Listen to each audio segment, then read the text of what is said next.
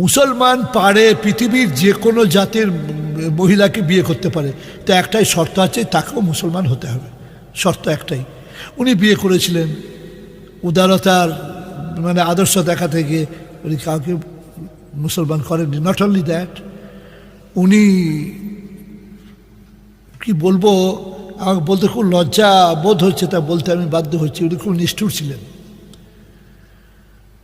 উনি মানুষ মারার দৃশ্য দেখতে খুব ভালোবাসতেন, যেটা পৃথিবীর ইতিহাসে মানে কোনো রাজা বাদশাহ সুলতানের নামে এটা বলা যাবে না। তাকে মহামতি টাইটেলটা এই জন্যে দেওয়া হয়েছিল, মুসলমান ছেলে আকবর মার্কা তৈরি হোক, তারা মদ খেতে শিখুক, তারা ব্যভিচার করতে শিখুক, তারা কোরআনকে অবমাননা করতে শিখুক। আজকে আপনি দেখুন, মুসলমানরা সপ্তাহে সপ্তাহে হয়তো কেউ নামাজ পড়ে, কেউ পড়ে না।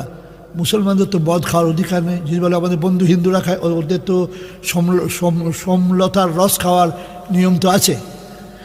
খ্রিস্টানদের যিশু খ্রিস্ট মানে আঙুরের রস, দ্রাক্ষা আঙুরের রসের মদ পছন্দ করতেন, অতএব চার্চে ওটা দেওয়া হয়, ওটা তার আদর্শ হিসেবেই দেওয়া হয়। কিন্তু মুসলমানদের জন্য তো মানে সমস্ত রকমের নেশা অবৈধ করে দেওয়া হয়েছে, খাওয়ার অধিকার নেই।